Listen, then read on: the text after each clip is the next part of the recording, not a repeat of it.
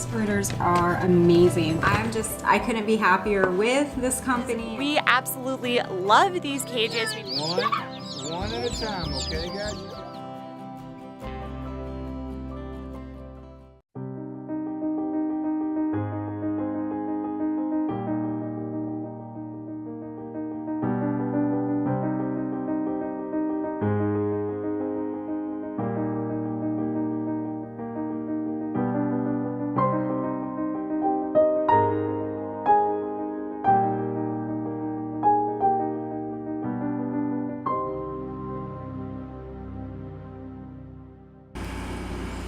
Hey guys, welcome to another Coturnix Corner Live. Glad everyone could join us tonight, and I hope everyone's doing well.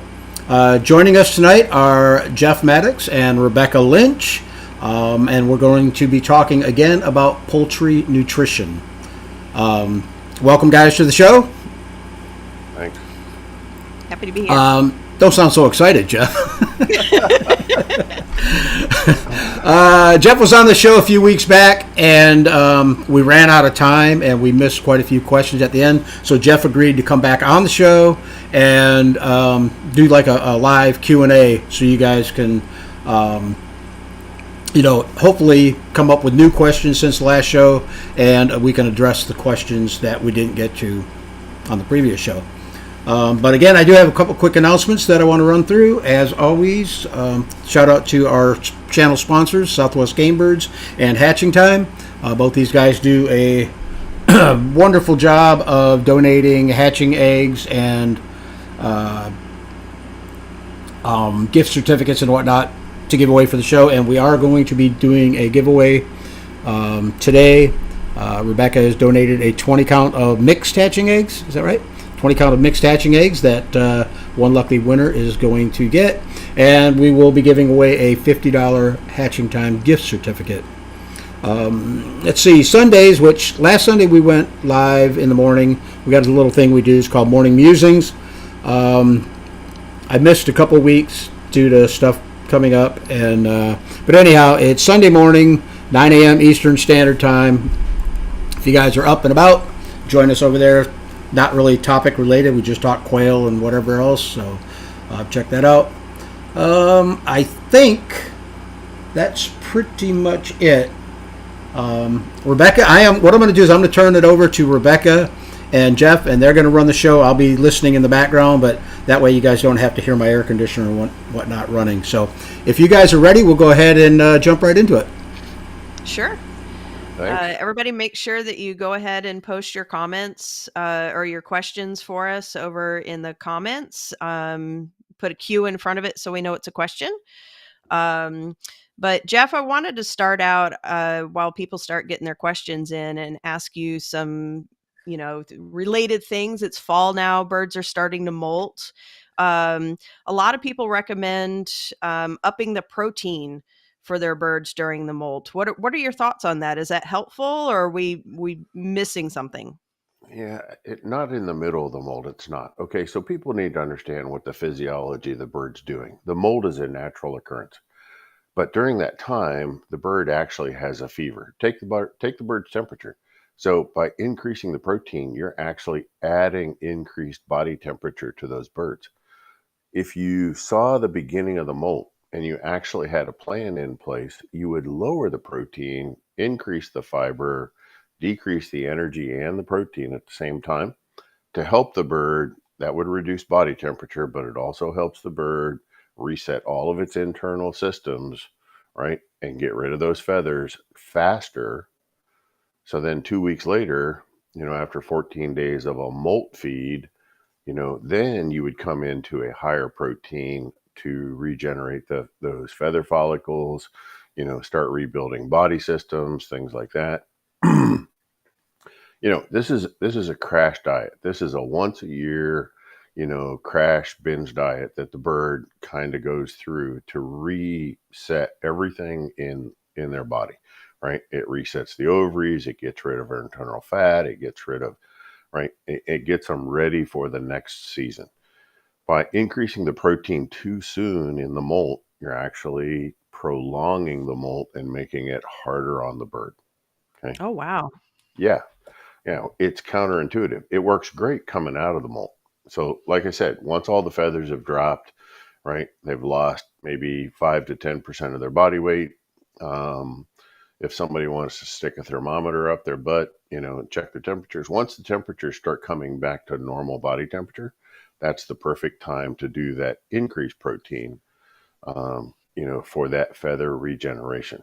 But yeah, everybody gets ahead of this. They forget about the molt diet and they just jump right into the higher protein because they're in a hurry to get through the molt. And I've seen molts take 4 months, right? Because people jump Wow. on that really high protein and they just push it, right? And they're just prolonging it. And many times, the new feathers that are generated are not as good as the feathers that the bird got rid of because it couldn't reset its body system.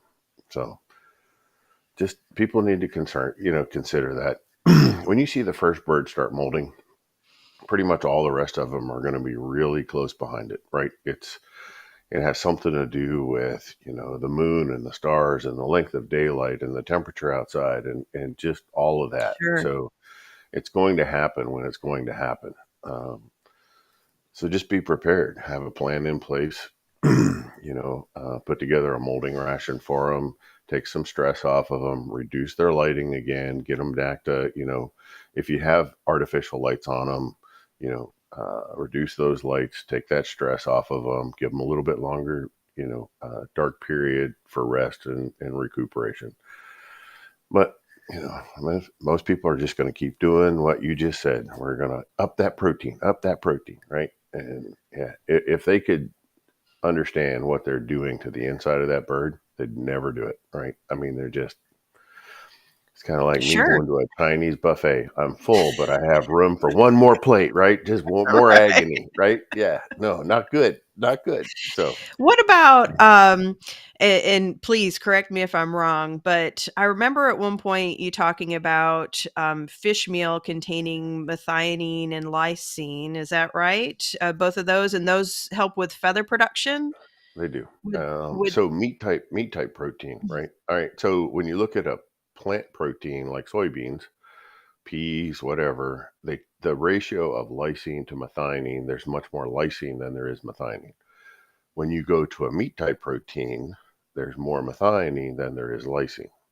All right. okay, So it's part of the equation of getting it balanced correctly to make the best feathers. But amino acids like methionine, cysteine, tryptophan, threonine do more for the feathers than the lysine do. The lysine's still important, but without those other minor or less important,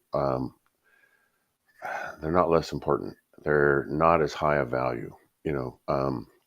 We talked about 1.6 to 1.7 lysine, but I'm looking for a 0.65 to 0.7 methionine, right? So it's all about Mhm. the ratio of those amino acids, right? It's, how much salt to pepper do you put in your soup kind of thing. It's, if you don't get it right, you don't get it right. And Sure. and it's really not that hard to adjust. A lot of people, where am I going to find it? What do I do? All this other stuff. It's like, it's not as hard as people make it out to be. I have people buying horse methionine in small jars and horse lysine, right? And they're adding that to their feed. You can buy it in, 5-pound jars online. That's one option. So there's options out there.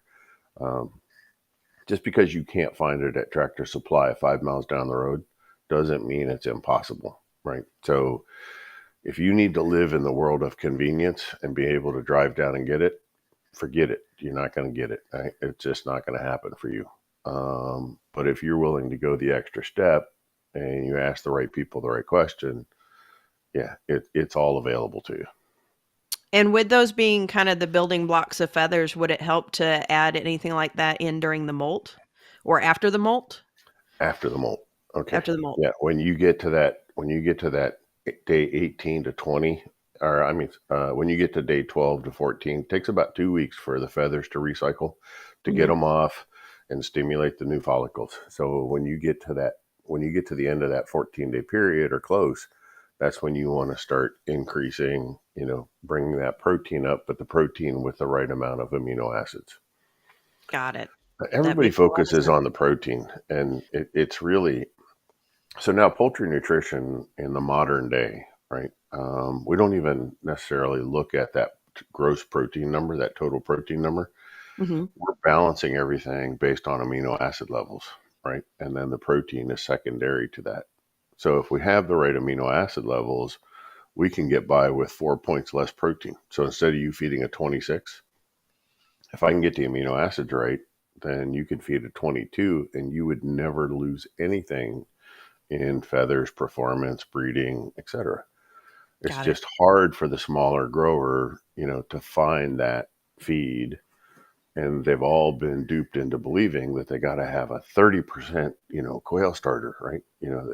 And they really don't. All they're getting by getting that higher protein, they're getting those extra amino acids that I talked about.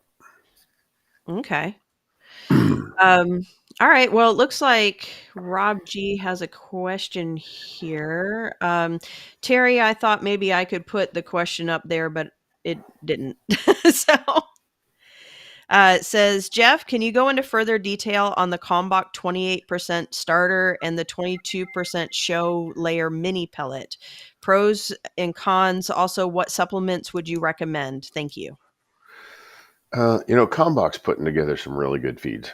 I'd have to look specifically at those tags. And if Rob wants to get a hold of me, outside of the show tonight, I'm happy to look at those, but I'm going from memory now. So nobody needs to crucify me if I get this wrong. But to my knowledge, the Kalmbach 28% does have that 1.6 lysine and that 0.65 methionine that I was talking about. So it's probably one of the closest ones to what I feel is acceptable. Now, don't take that to mean that I like Kalmbach. If somebody posts, Jeff really likes Kalmbach tomorrow, I'm going to be very upset and angry. Okay. But what I'm saying is they have put together select, good feeds. And I believe those two that he mentioned are um, high enough quality for most quail growers to use. Okay. Are they perfect? No. And without looking at the tag, I can't comment any further than that. But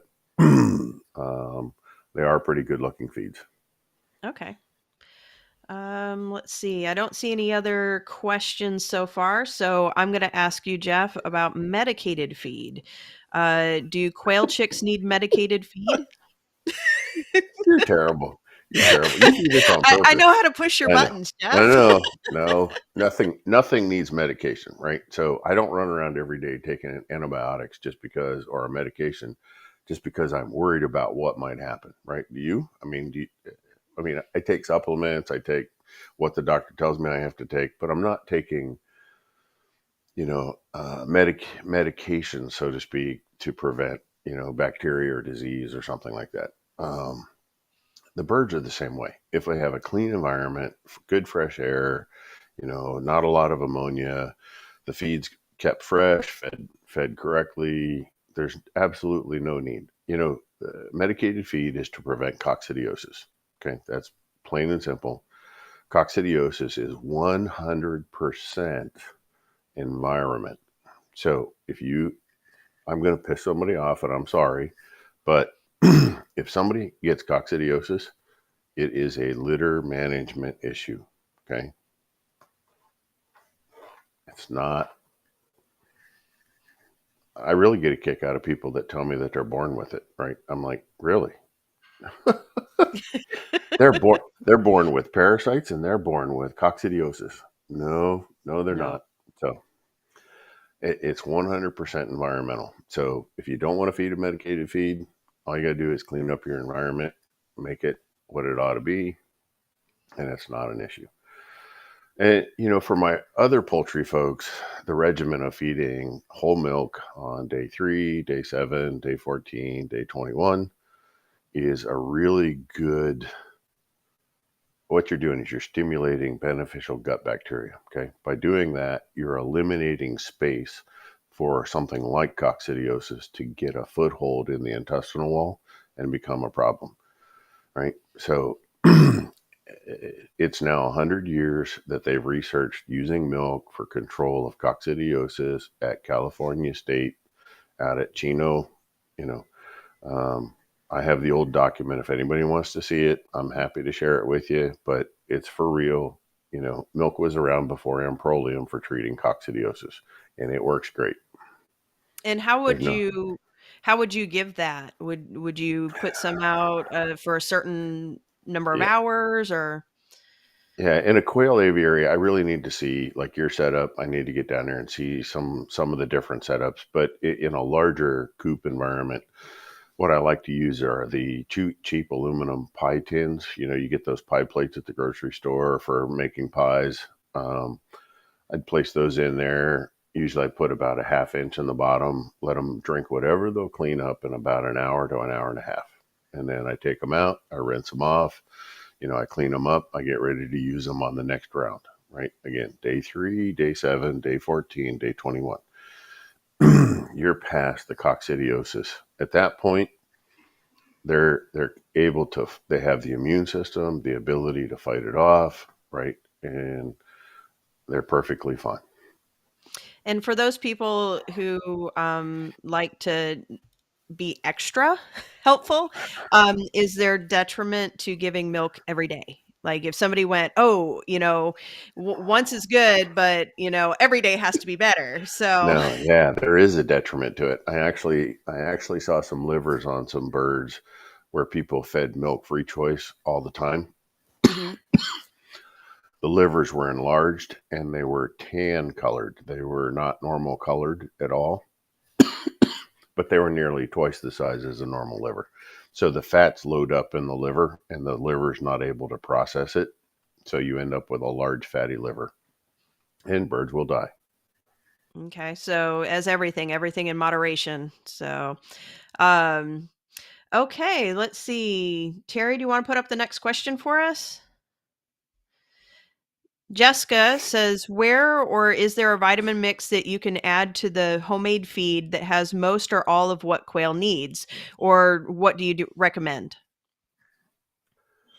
There is vitamin mineral mixes that you can add to homemade quail feed that will get you very, very close.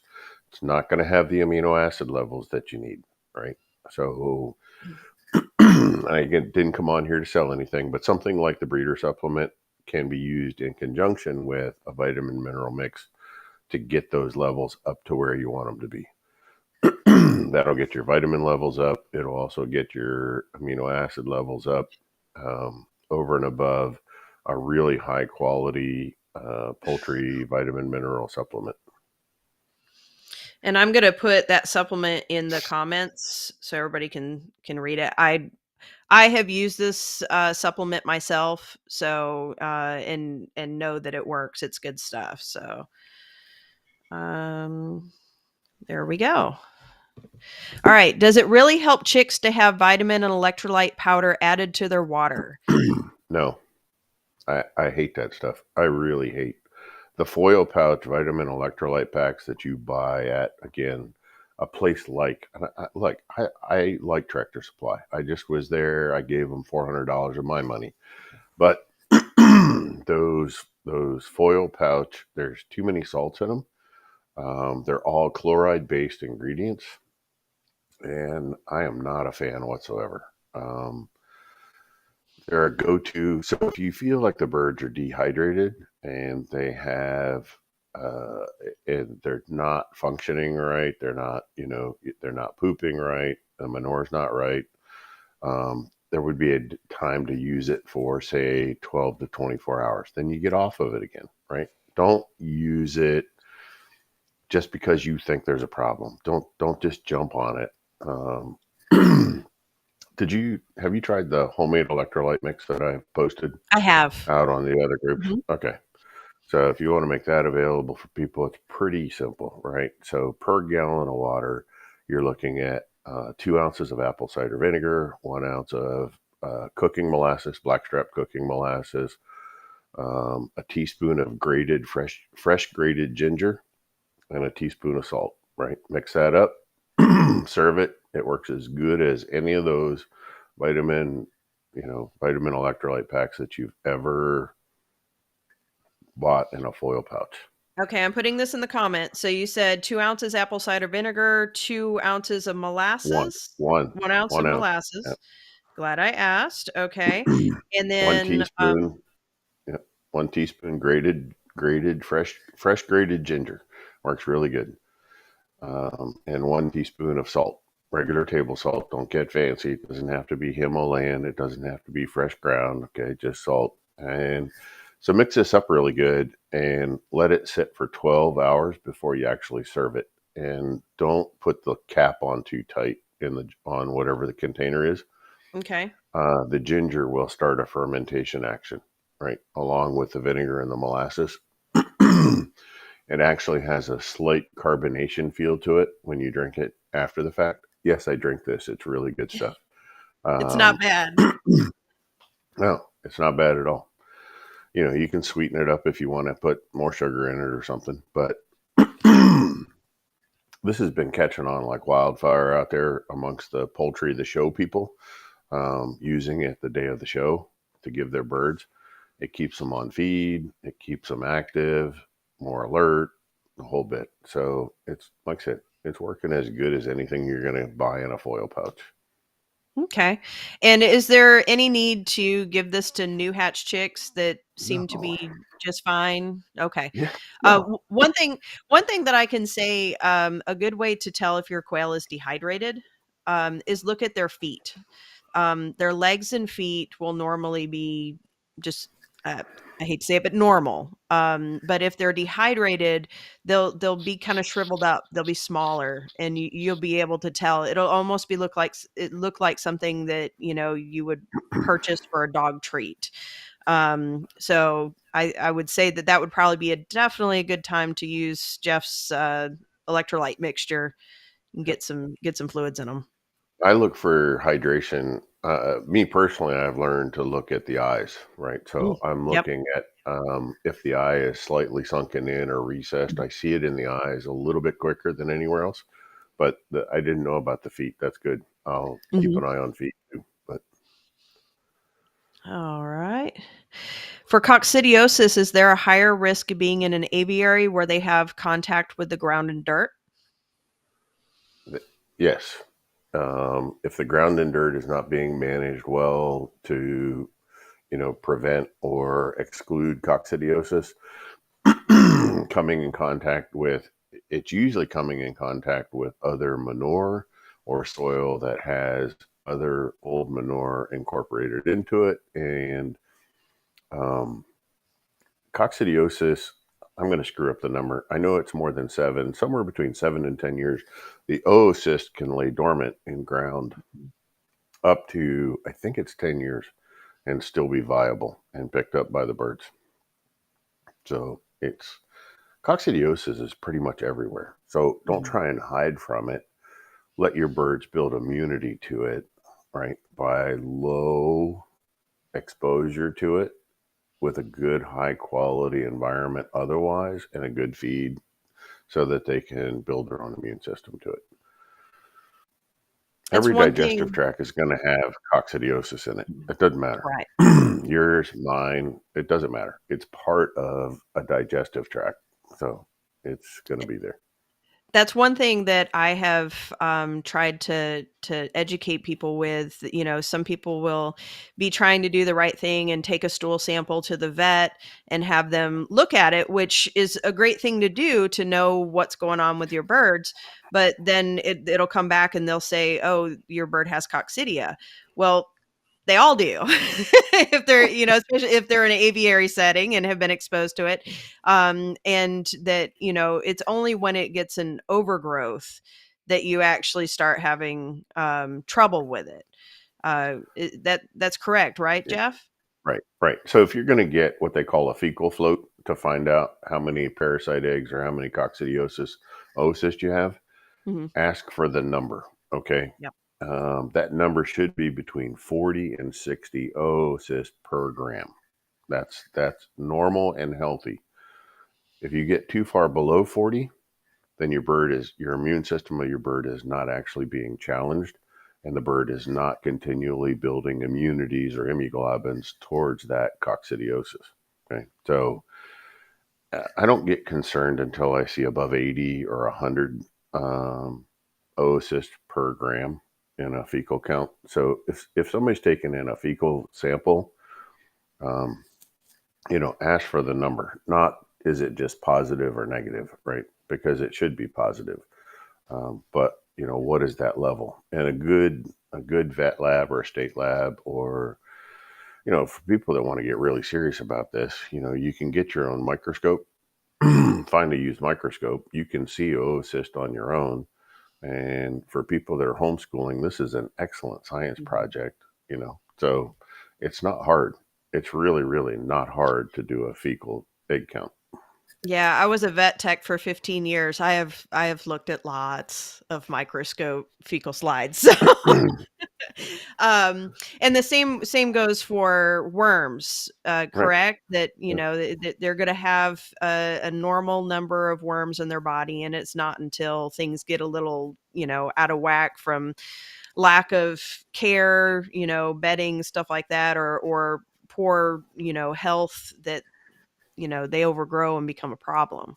Yeah, usually it's stress related, So when the birds are really under stress and they're not eating correctly or drinking correctly, then it really sets the birds up for, something to take over. Got it. And again, same way with fecal egg counts for parasites. I'm looking for that roughly 40 to 50 eggs per gram. It's not a horrible number, right? It's they're part of the system. But yeah, I sit back and laugh when I see people post that they want zero, right? They want none. They want no coccidiosis. They want no eggs. And I'm like, or no worms. And well, the only way that's going to happen is if your bird's dead. Okay. So, because then all those things leave. But And of course, yeah, keeping them on wire does help since they're not usually standing in right. their own manure and stuff like Yeah. that, and not on the ground being exposed to things. So that and that's how most people have their quail. Okay, Terry, you want to throw up the next question? All right. Says, I hear so many people feeding their quail garlic and apple cider vinegar. I have read that garlic is toxic to many birds and apple cider vinegar probably doesn't do anything. What is your take on this? To feed it all the time, particularly the garlic, you lose the ability to use it ever as a treatment. I've fed a lot of garlic to a lot of different poultry and never had any toxic reactions to it whatsoever. So I'm not sure where that data is coming from. But I like to keep both of those back as a treatment in the event, of an emergency or an illness. And bruised garlic is an excellent antibiotic replacement. It's been used for thousands of years, and very successfully. So, modern science is never going to acknowledge that garlic has any benefits whatsoever, or does apple cider vinegar. But I don't know. If you look at how long they've been used for different remedies and health treatments, it's pretty hard to argue that. So you You're can't also foo-foo thousands of years. this is true. You're also a big fan of oregano oil, correct? When needed, right? So if somebody, in fact, today, somebody asked me, he goes, how do I treat a bird with E. coli, right? If I'm going to go at it with E. coli, then my favorite product, and I don't sell it, and I don't get anything out of saying this, right? Is there's a company called Rauco. They make products called Under the Strong Animal, which are the organic line for them. They have a product called Prosper EO. Prosper EO is a combination of oregano, cinnamon oil. I think it has just a little bit of tea tree oil in it, but it's been micro-infused. So it will go into suspension in water, which is the fastest way to treat because birds will stop eating before they stop drinking. So when you notice that there's a problem, they will always continue to drink. So you still have that. But yeah, for me, that's my favorite product. But the oregano oils are really good. I prefer them going in through the water system. Many of the essential oils are really good. Thyme, if you can get thyme oil, it's also really good. Oregano oil, they all have a place, but they're not to be used on a daily basis, right? Just Got not, it. right? Break glass in case of emergency. Otherwise, just leave them on the shelf. Okay. Sorry, All right, but people Gary. aren't old enough to remember the old fire alarms, where you have to break the glass I to know get. exactly So what you're yeah, talking about. okay. All right. So, Jeff, what do you think about giving quail high fat feed like over 5% crude fat? Love it. Love it. Actually, all the quail data out there shows quail should be running somewhere between 7 and 8% fat in their diet, or even a little bit higher. So anything under 7%, you're actually neglecting the bird's nutritional requirements. Okay. Along those lines, what about I see some people wanting to give suet cakes to their quail. Is that something that's helpful, harmful, neither? It's kind it's not neither. I mean, it's just kind of out of control because now you've got a lot of fat and you've got a lot of carbs and you don't know how much you're actually getting into them. There's no way of measuring it unless you're going to say, Got it. okay, I got a 1 pound suet cake and this needs to last for 15 pounds of feed, right? Nobody's doing the math on it to make sure they're not over that fat level or under the fat level when it's all said and done. I'm not opposed to the suet cakes. I'd much rather see them adding some cooking oil to their feed. When you buy a bag of feed, if it says it's 5% fat and you want 7, well, add 2%, right? So for every 10 pounds, you're going to add 2%. It's not that hard to figure it out. Okay. All right. Next question. Jessica Yu has another question. Is it good to grind down the quail's eggshells to give them an option to take in more calcium, or is it better to offer something like oyster shell? I'm fine with the used or with the old quail eggshells. Make sure they're fresh. They haven't been sitting around, especially in an open air environment. Some people like to rinse them, and some people actually like to put them in the oven and bring them up to about 175. Does two things: dries them, makes them easier to crush, and it also sterilizes them, so you don't take a risk of any pathogen going back to your quail. But I have no problems with refeeding eggshells back to the birds. It's a natural thing. So, Perfect. yep. All right. Next question. Yes, it is a nice tumbler. All right. The birdhouse asks, is there any benefit to giving quail milk soaked in grain like they recommend for American breast chickens while growing them out to butcher? There would be some slight advantages to it. I would only do it in the last few weeks. So when you've decided what group is going to be for butchering, for meat purposes, probably not more than 3 weeks to a month. But yes, it's going to change the flavor and the texture of the meat. It's going to give you more intermuscular. It's going to increase the moistness of the bird. It's going to do a lot of things for it, but I would not do it for more than a month. Okay. Otherwise, you're going to end up with those big, fatty, caramely livers, right? And if you were hoping to eat those livers, well, now you're not. So, Makes sense. All right. Jeannie Palmer wants to know, what are your thoughts on fermented feeds for quail? I'm not a fermented feeds person. It's a huge risk, in my opinion. Now, let's take a step back. So, what is fermented feed? 3 days is not fermented, 3 days is tempering, 7 days is fermented. Now, if you want to ferment it or temper it, I'm fine with that. A couple things you need to keep in mind, right, is you want to keep it in a covered container. So, if you're using like a 5-gallon bucket, for instance, you want to keep a good piece of cheesecloth or an old pillowcase over it so it allows it to breathe. But you don't want any of the bacteria floating around in your environment. And yes, there's bacteria floating around in your environment to come in contact with that energy rich, carbohydrate, starch rich, fermentation process and you don't want to gamble on the wrong bacteria growing there. Okay. Mhm. So, and even in between fermentations, you want to sanitize that bucket, right? You need to clean it, disinfect it, let it set it out in the sun before you use it again, all that.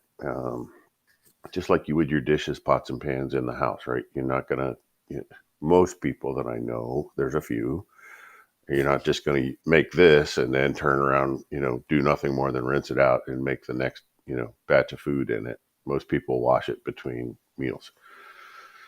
Same principles apply, but you definitely want to cover it. Some old pillowcases work really good. You can shove them over the top of a 5-gallon bucket. Between batches, you run those through the laundry, clean those up, clean your buckets out.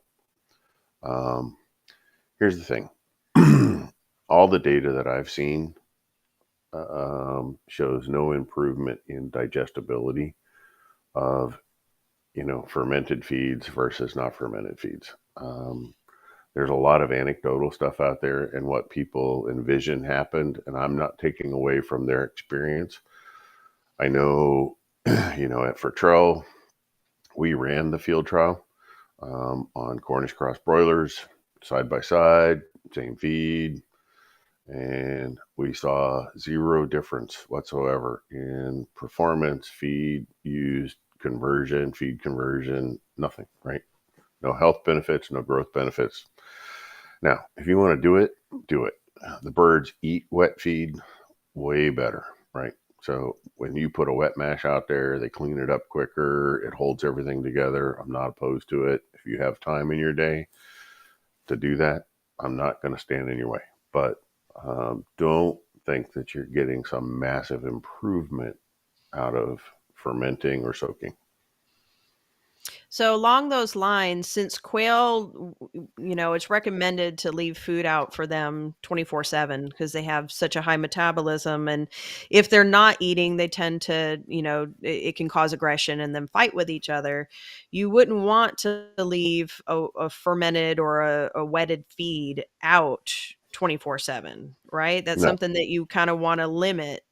yeah, So that adds another level of kind of danger to things as I well, don't. right? I don't really like it in a feed trough for more than 12 hours, and even that's a stretch. So, I would want to feed what they're going to clean up in 2 to 3 hours. Then I'd want to clean out the feed trough, prepare for the next feeding. What I see most people doing is they're offering the dry all the time, and then they're offering some fermented, 25 to 30% of the diet. They'll bring that in as a wet fermented feed. Mhm. The birds will clean that up quickly. Then they'll remove those feeders and they'll still have the dry feed available 24/7. Got it. That seems to be the system that I'm seeing. I agree with you. As high strung as quail are, I would not want them to be empty feedered. No feeders, nothing, no feed in the feeders. I think you would cause a lot of stress Mm. and, side effects. Okay. Well, let's see. Jessica, you wants to know what causes wryneck. I had received eggs from a very reputable breeder, but during shipping, the temps were above 100 degrees, and the end result only 2 chicks hatched, but one had severe rye. So everything in the book, if it's true Ryeneck, okay, and Ryeneck can be misdiagnosed. Okay, so there's a Mhm. couple of things. Ryeneck, true Ryeneck is a thiamine deficiency. Okay, so one of the B vitamins doesn't get enough B vitamins into the system.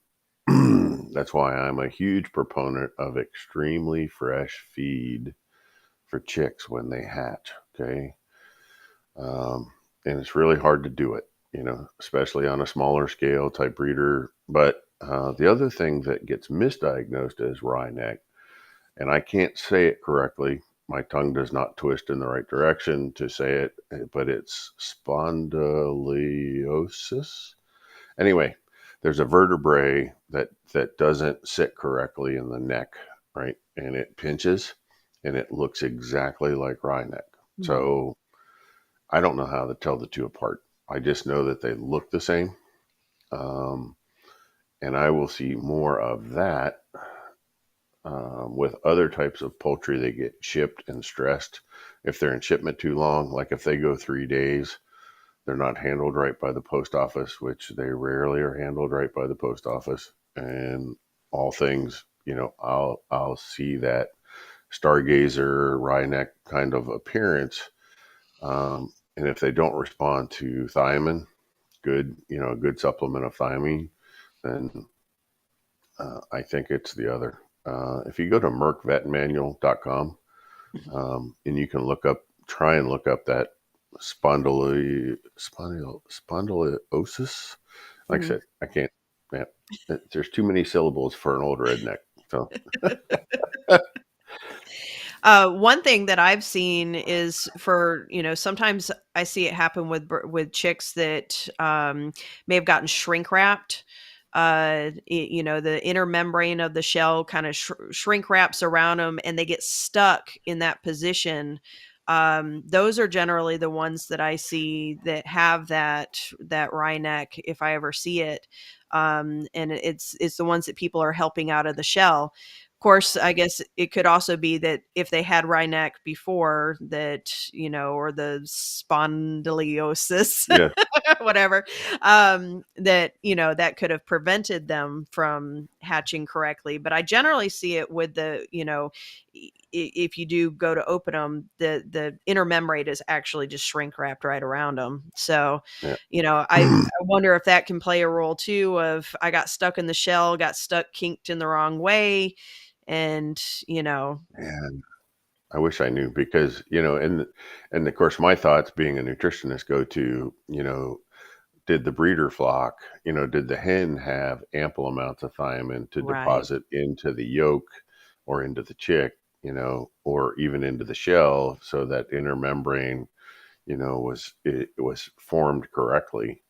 Because she's going to put more into the egg and the yolk than she may into that membrane and the shell. She deposits nutrients based on the level of importance for reproduction, right? Yep. Or keeping the species going. So, yeah, I don't know. I would wonder, was there enough riboflavin in the breeder feed? But there, I don't know how to even prove that. And here's the thing: it's one of the B vitamins, right? So it's one of the least stable vitamins in there. Mm-hmm. Goes back to fresh feed. Okay, so I always overshoot my riboflavin and thiamine, by at least 50%. So I know I'm not going to hurt anything, right? It's not like it's going to be toxic, but it gives me that longer shelf life, in feed preparation to get it into the bird. But those things are expensive, right? And most of your feed companies are not going to give you that extra 50% over kind of fudge room. Mm-hmm. It's just not what they do, right? Yep. Because they're fighting over nickels and dimes on a ton of feed, and that's their profit, for the year. But yeah, it's hard to tell.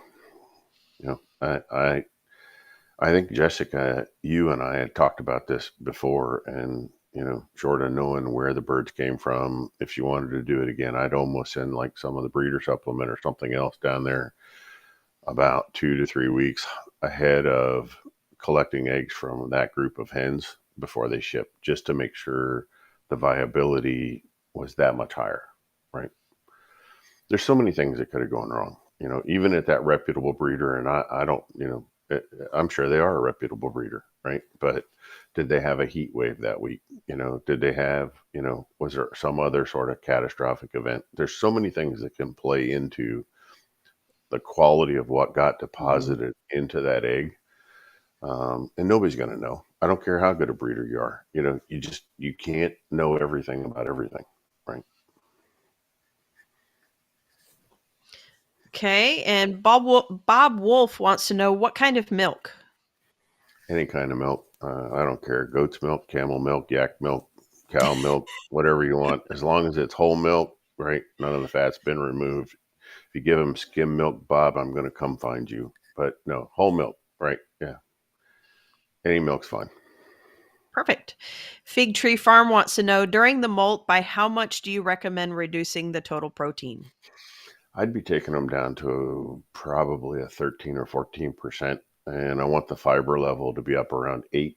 So the fat at this point, the fat content, this is when you would want a low fat, somewhere in that 4%, like an 8 to 10% fiber, 12 to 14 on the protein. You want the birds to live on their internal fat. Okay. You want them to burn that off. You want them to use those calories on any stored fat that they may have and get that out of their system. So that's the whole point of that molt diet for that short period of time. Most birds, statistically, even wild birds, okay, when they go through that molting system, when they go through the molt annually, they will lose 10 to 15 or even 20% of their body weight, depending on how much excess, right? And they're getting ready for that next season of life. It's just the way nature goes, okay? It depends on the bird, right? And how much fat they have in them to, to lose. But I'm thinking that domestic quail probably, you need to, next time you process some, Rebecca, you need to get Frank to take some pictures. Actually, you take the pictures and let Frank do the processing, right? But I want to see how much internal fat is in around the organs of Okay. an older bird, something that you've had around for a long time, not a 6 or an 8 week or a 10 week old, but something 6 months to a year kind of, if you have any of those left. I want to see how much fat they really pack in internally. And then I can have a better insight as to answering that question. Okay. Okay. All right. Dave wants to know any feed additives you can give to me at birds to help them reach harvest weight faster. Dave, that's really having that ideally prepared feed, hitting all those numbers. In the past show, and I'll say it again here. It's not about the protein; it's about the amino acid, having the right carbohydrates.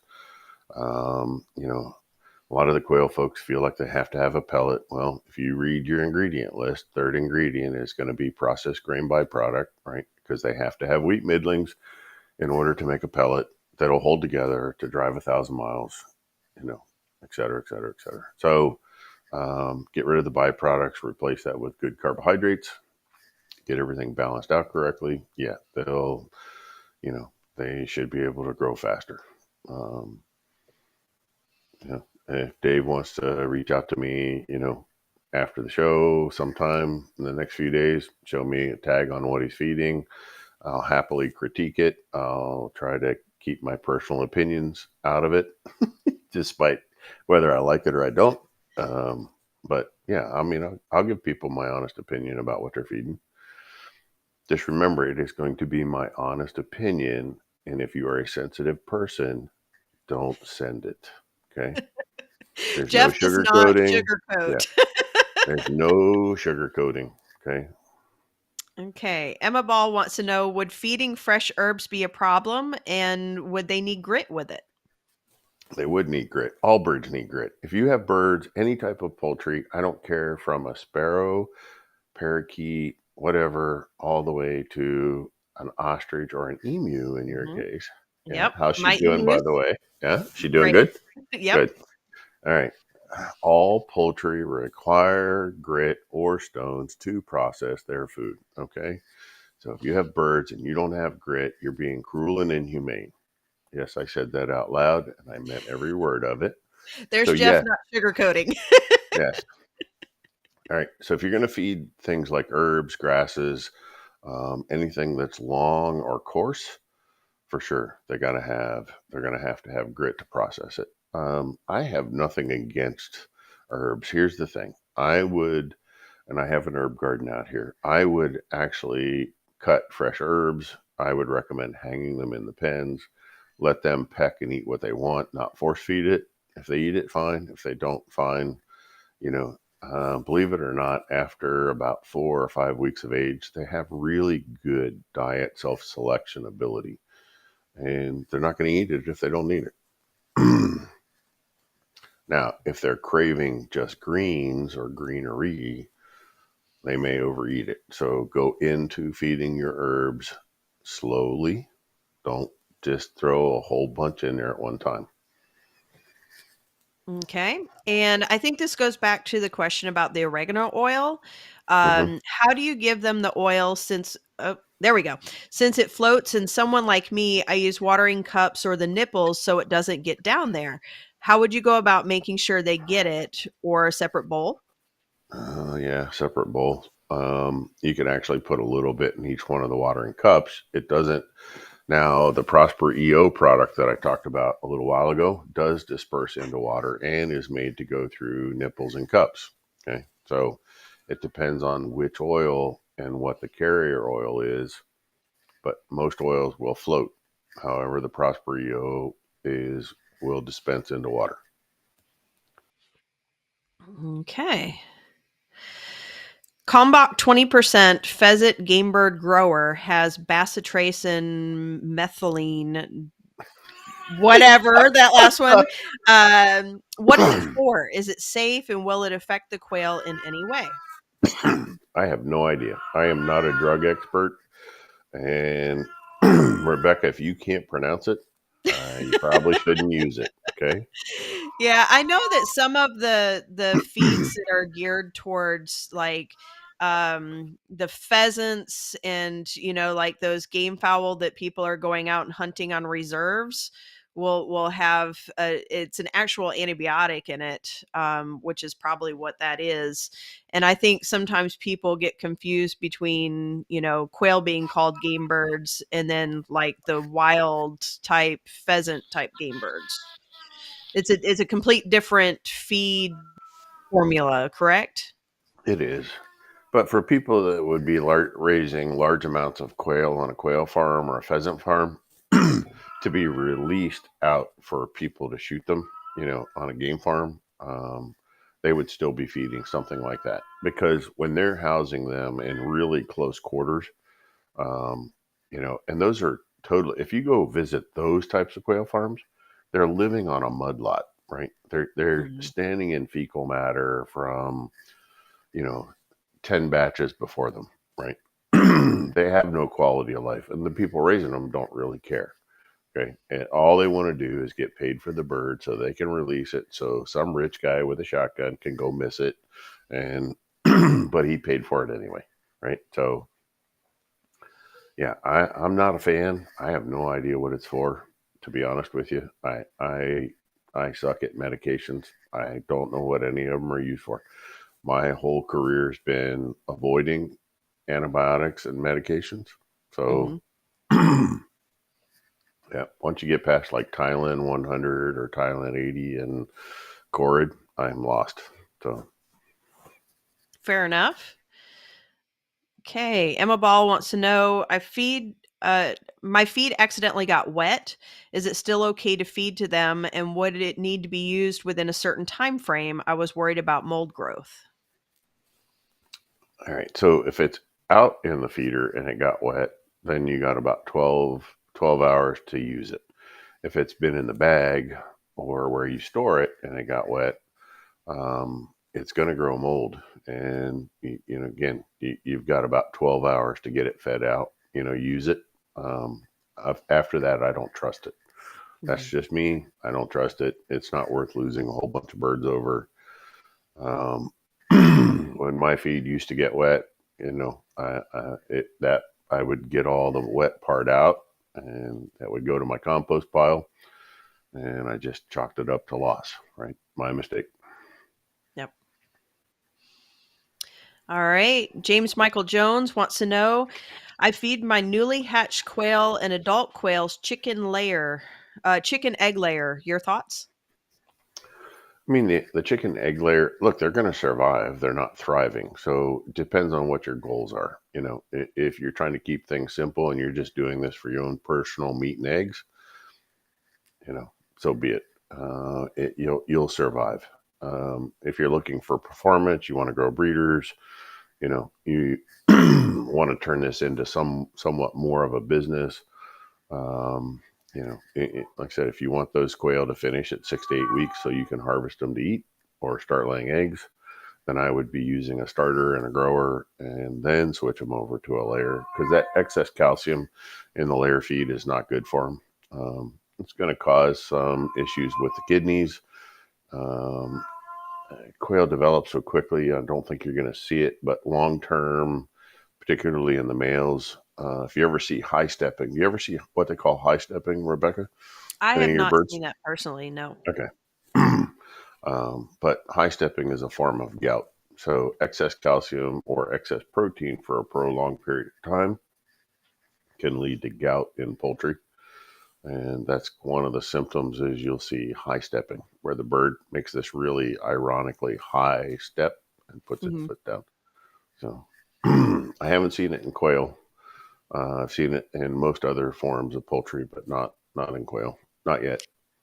And a layer feed probably wouldn't have the correct amino acids and stuff for a No, growing bird as well, right? no, no. Like I said, Okay. if I had a homestead and I wanted to have one feed on hand, I'd probably get like a 22 or a 24% type grower feed, and then I would add my calcium to it for my layers, and that way I had an appropriate feed, for my quail chicks to develop on, right? So if the purpose is to have one feed, then you always feed to the highest nutritional requirement in the group. Okay, you Mhm. always feed to the highest. You don't feed the lowest and hope that the youngsters survive and thrive. It just doesn't work that way. Got it. All right. Bill Thompson says, I have a batch of Coturnix roosters that are 4.5 weeks old. I sold all the hens. What is the best food, i.e., protein percent, to continue feeding them until I butcher them at 8 weeks or so? I'd be down around a 20%, and I'd look for something with a really, um, high fat percentage, or I would, even think about adding like some cooking oil to it. Find some cheap cooking oil at the grocery store. But at this point, you could put them on a 20% just to finish them out. Um, like a meat bird grower, 20% meat bird grower, they're going to do fine. You could even do an 18, as long as they're really healthy and they've developed well to this point. You could get by with an 18%, a good 18%, meat bird grower. I would just get that fat percent up above 7, just to make sure that they finish out and they have good flavor. Perfect. All right. If you thought spondylosis was a mouthful, wait until you realize the word you're looking for has more syllables. Spondyli, whatever. There we go. Yes, that's the word. That's the one. I can't say it. I'll never admit I'm to not even being going to able to try. say it. Yeah. Okay. What important things are there to look for when butchering the quail that would be signs of to not eat it? I always look at the liver. The most important part to me is the liver. The liver is going to be basically your stop sign. So if that liver isn't that really dark burgundy red, no off colorings, no, normal size, the liver tells me the health of the bird. Okay, honestly. And then if I wanted to look at anything else, if you get into the bird, gently and you didn't rip it apart, I would look at how the air sacs and the lungs look. Okay. So as long as the air sacs and the lungs look good and the liver looks good, I think you're good to go. Okay. That's And nothing. along with that, somebody asked, is it safe to eat a quail with wry neck? Yeah.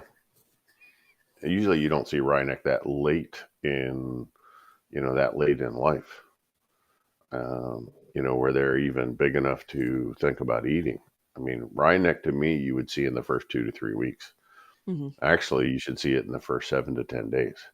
If you have wryneck later than that, I'm probably going to blame that on the overuse or improper use of Corid, because it's tying up thiamine, and you have a severe thiamine deficiency. Okay. What about adding B vitamins to their water? Depends on the B vitamins. I'm not opposed to it. I don't think you want to do it every day. I think you want to find a B complex that does have the thiamine in it. Thiamine and riboflavin are probably the two most important in my opinion, especially if you're feeding a medicated feed. I would probably be using that just as a safety net. It's not going to hurt anything. If you overdo it, they're going to become really hyperactive, jittery, and just way too nervous. So, And what kind of grit would you feed an emu? It's basically 3/4 inch gravel. So yeah. it's gravel about an inch long, 1/2 inch wide. Granite's good if you can get it, but yeah, you want rough edge stone, so you can go to a stone quarry. But for whatever reason, birds prefer granite when they can get it. I think partly because it's the color. It also kind of glistens or it's sparkly, so it's easy to identify.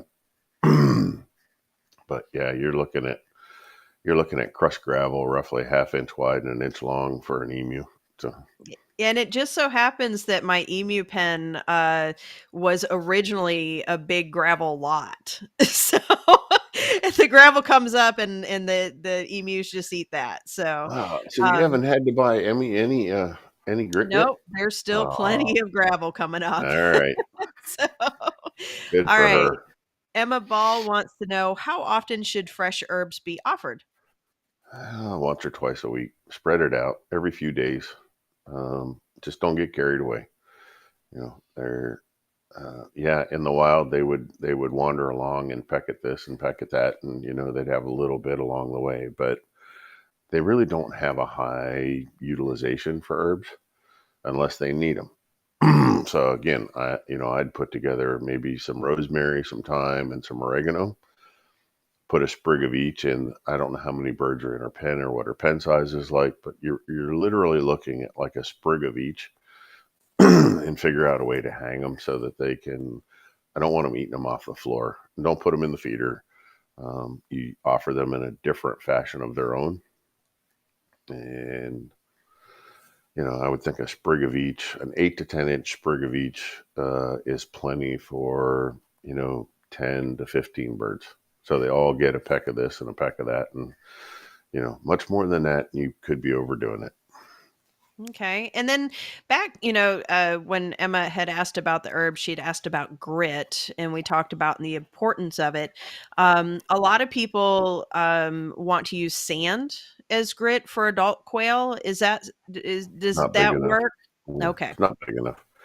Yeah. So I mean, pay attention. So when everybody goes and feeds their quail, right, tomorrow or whenever, pay attention to when you put fresh feed out. Look at the largest particle size that the quail wants to consume. Okay. That's what size your grit should be. Mhm. That's the simplest way to say it. Okay. So, I mean, to me, an adult quail should be probably getting grower size grit, what we call grower size grit, which is about 3/16 of an inch by 1/4 of an inch long, kind of in Mhm. that size. About half the size of a pea, or half the size of a kernel of corn, just to give it reference. The sand would probably just kind of go right through their system and not really Yeah, do anything, right? it's not going to last very long. A lot of people are actually using the starter grit, which Mana Pro started packaging in small 5-pound bags that you can get at Mhm. Tractor Supply. It's not the right size, but it's better than sand, but it's way overpriced. So there's other options out there for small packages of grit that can be sent to you Is and that be the something right that size. Is that something that Fertrell offers? I pretty much Yeah, have only gotten my grid at Tractor Supply, so I haven't looked at other options. yeah, we do. We have the smaller 5-pound bags, and when people want to get crazy and spend the money, we have the 50-pound bags. It'll last you a long, long time, depending on how many quail you have. Now, in your case, it's only going to last about a month or two.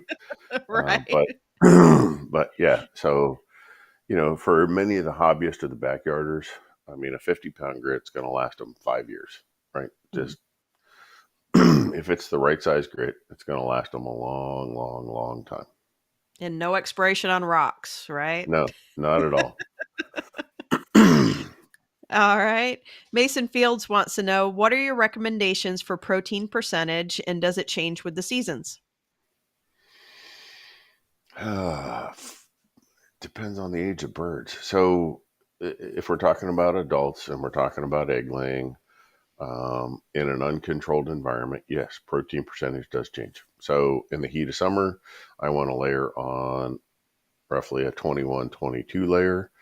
In the winter, when the temperature goes down, I want to come down to about an 18, 19% layer, and I want to increase the energy so that they're not eating too much or overeating, etc. And so it does change, just like all other poultry. I mean, their diets change based on the seasons, but if you live in South Texas, Mexico, someplace down there that doesn't really grasp cold weather like we do here in Pennsylvania or further north, you really don't need to make that adjustment for that short period of time.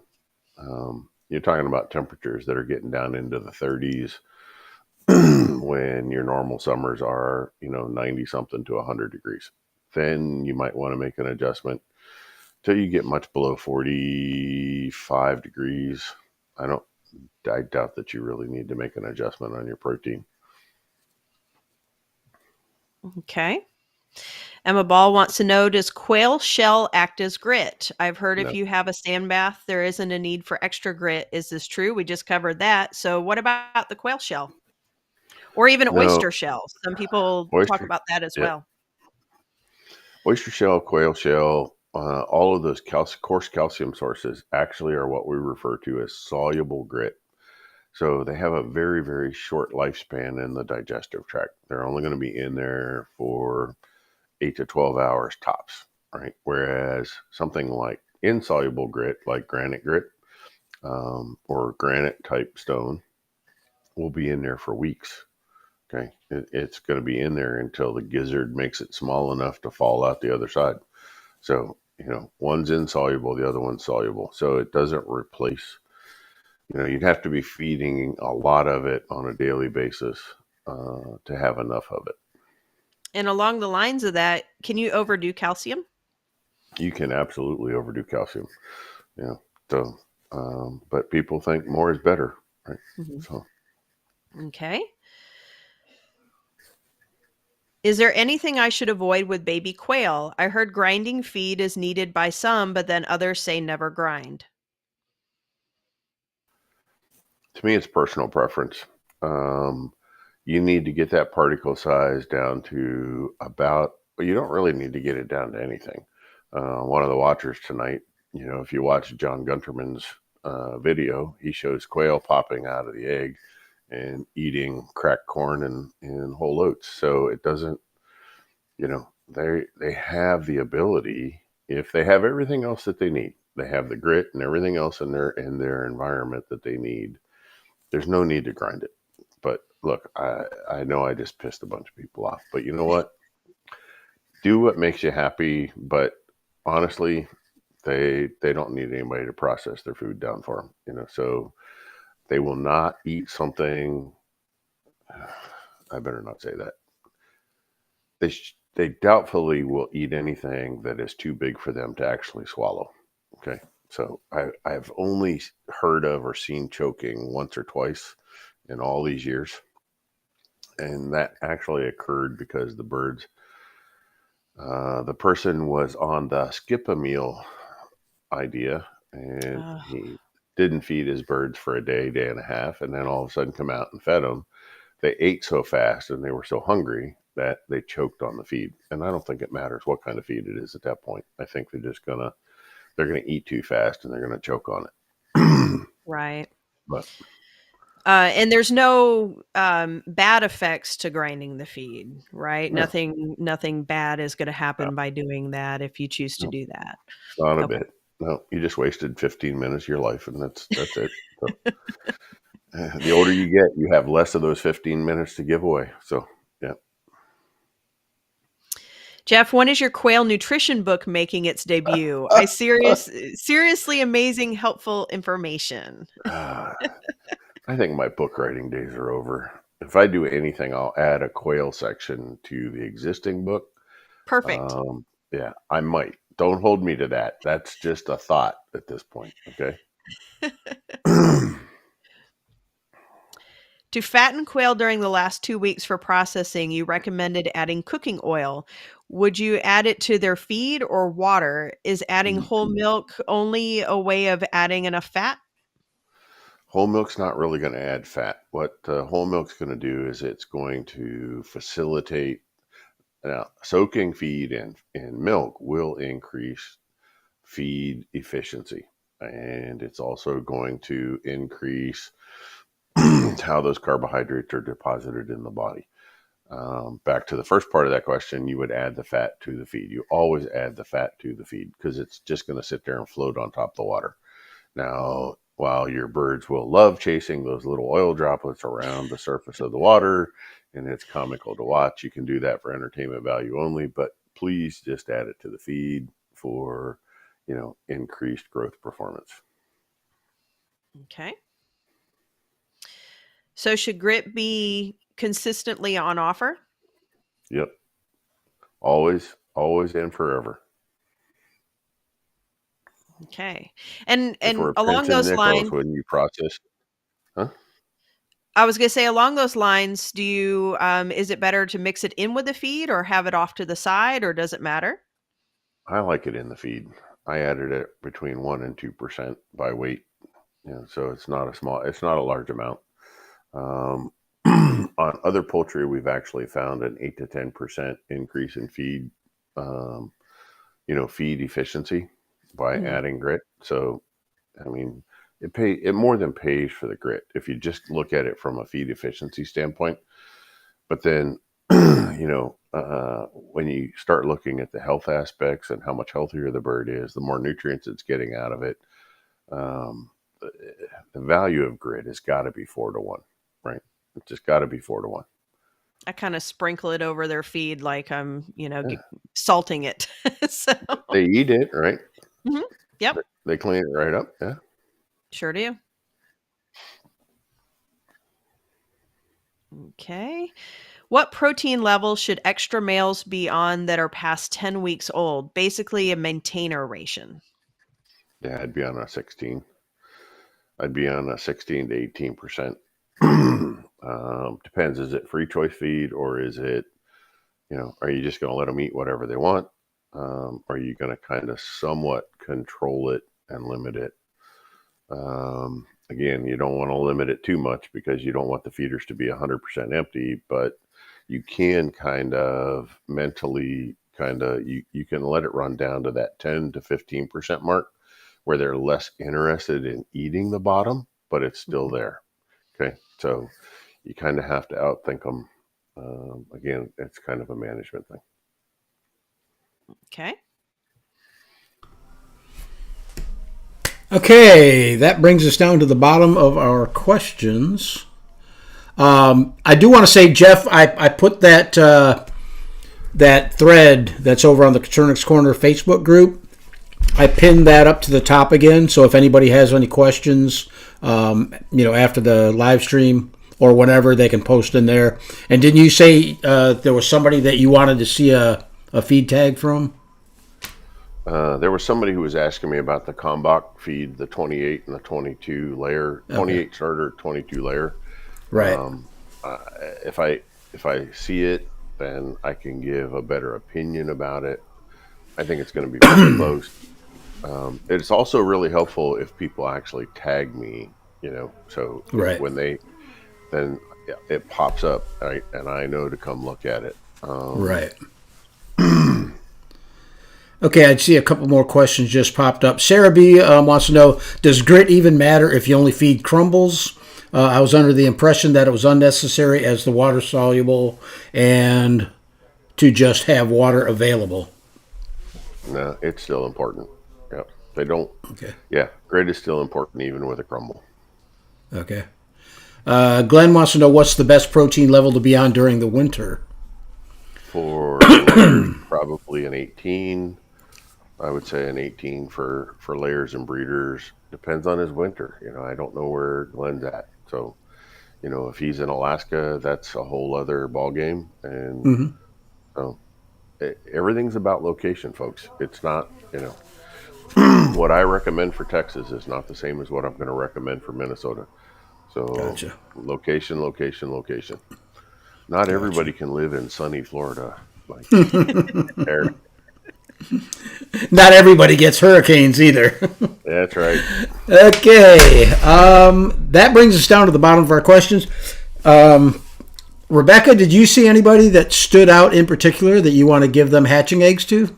I did. You know what? There's kind of a tie. Jessica Yu and Emma Ball both had lots of really good questions. So I'm going to go ahead and give hatching eggs to both of them if they want to send you their information. Well, nice. Okay, and what about $50 gift certificate? Anybody else that you liked from Hatching Time? Oh, I wasn't even looking for that. I was checking out for my giveaways. Right. Terry, did anybody stand out for you for that? I had Fig Tree Farm written down, so I think that will work. I see one more question popped up. We'll give that to Jeff real quick. Fig Tree Farm says can magnolia powder have an effect on the tenderness of quail breast meat as it does with turkeys? I have never, ever heard that before. So I don't have an answer for that one. Sorry. Okay. I don't even know what magnolia powder is. But you know what? As soon as the show ends, you know where I'm going. What is Gonna have to magnolia Google powder? that one. Yep. Cool. Whoops. Okay. I want to thank both of you guys for joining us. Rebecca, thanks so much for taking over the duties of running the show. Saved my throat. And Jeff, as always, thanks again. You're always welcome back on the show if you ever want to come back on. And like I say, I'll keep that post pinned over there on Facebook so people can ask you questions. Yeah. Thanks for having me. I had a good time. Great question. Absolutely. And for those who were selected for the hatching eggs and the gift certificates, email me at terry@coturnixcorner.com. Send me all your shipping information, and I'll make sure that Rebecca gets the information for the eggs, and Hatching Time gets the information for the gift certificate. So I think, yep, that's it.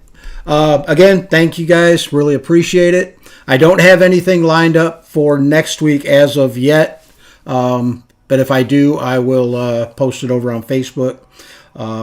Join us Sunday at the Morning Musings. That's always a good time. So, guys, thanks again. Have a great week, and we'll see you on the next one.